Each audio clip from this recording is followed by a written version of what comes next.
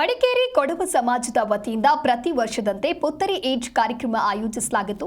ಮಡಿಕೇರಿ ಕೊಡವ ಸಮಾಜದ ಅಧೀನದಲ್ಲಿ ಜಿಲ್ಲಾ ಕ್ರೀಡಾಂಗಣದ ಸನಿಹದಲ್ಲಿರುವಂತಹ ಮಂದಿ ಬಾರಿ ನವೀಕರಣಗೊಂಡಿದ್ದು ಆಲದ ಮರ ನೆಡುವಂತಹ ಕಾರ್ಯವನ್ನು ನಡೆಸಲಾಯಿತು.